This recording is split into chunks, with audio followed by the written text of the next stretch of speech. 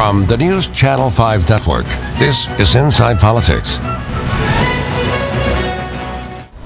Hello, everyone. I'm News Channel 5's political analyst, Pat Nolan. Welcome to Inside Politics.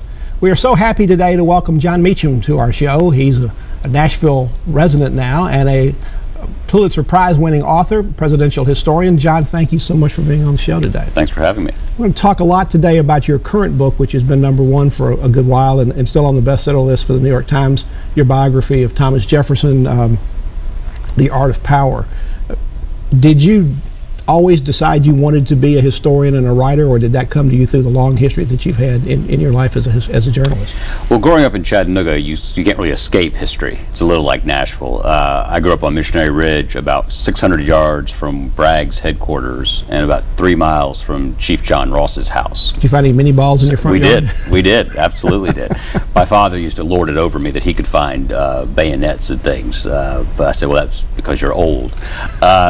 So history was very tactile, and I was a great reader as a younger person because of my essential dorkdom. So other people were out having fun, and I was reading biographies.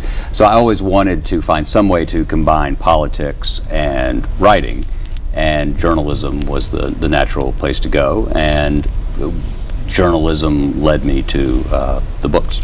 And the presidents in most cases. All three of the books, your bestseller books, have been about different presidents. Yes, they've been about ultimate power, which interests me. I think that one of the things that narratively is important and critical, particularly now, because there's so much, as you know, there's so much competition for people's mind share in the current culture, that you don't want to ever have to try to explain why a book is important or why the subject of a book is important.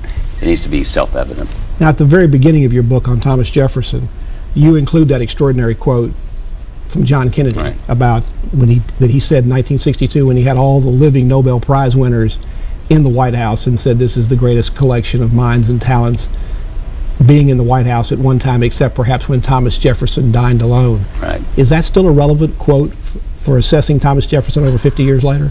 I think so. I think there's a very small subset of presidents who were genuinely Renaissance figures. President Kennedy was one of them. President Clinton is one. I mean, who knows a great deal about, or at least a little bit about a great deal in any event. FDR was a little bit like that. So it's not a huge number of terrific political figures who have enduring, abiding interest in so many other things. Yet he was a man, Jefferson was, of contrast. You told an audience recently that Jefferson represents the best and the worst of us. What do you mean?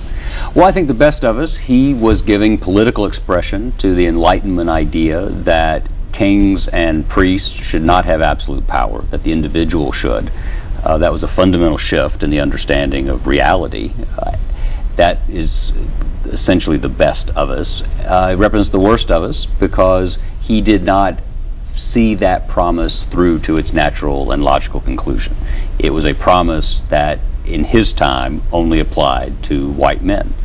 And the story of the country ever since then has been the slow, arduous, yet absolutely essential expansion of that promise to groups that had not been included. The quote from President Kennedy about dining in the White House seemed to me to be appropriate for Jefferson because he did like to bring people into the White House to dine with him, but he was always worried about confrontation. He never brought people together over dinner that he knew had contrasting, yet he worked very well in the one-on-one small group basis. Right. He was not a guy who was excited about conflict resolution. He would rather... And he got into a lot of conflict. He did.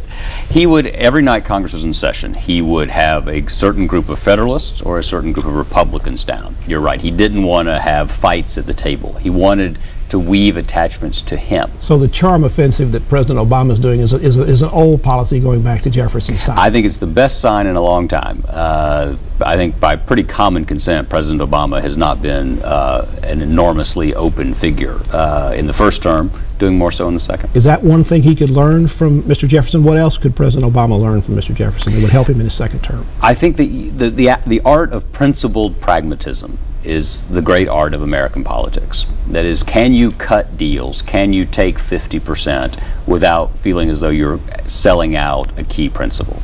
For Thomas Jefferson, the key principle, the guiding reality of his life, was the survival and success of the American experiment.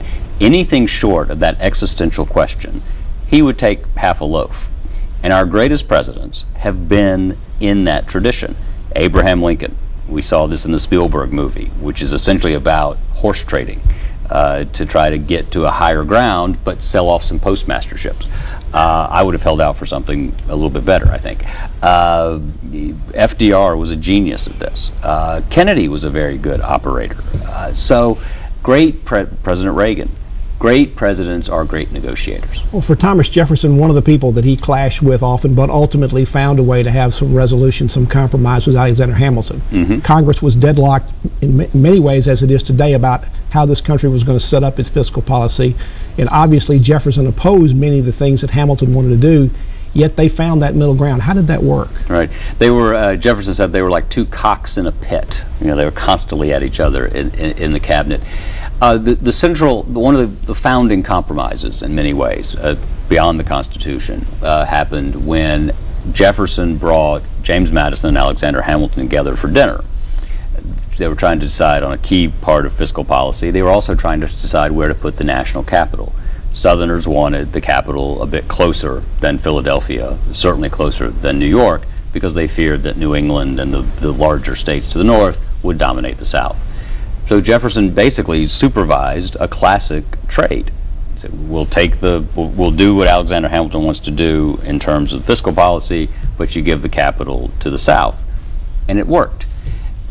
It's the nature of politics. Is it perfect? No. But if you're looking for perfection or philosophical purity or absolute consistency, politics is not the place to look.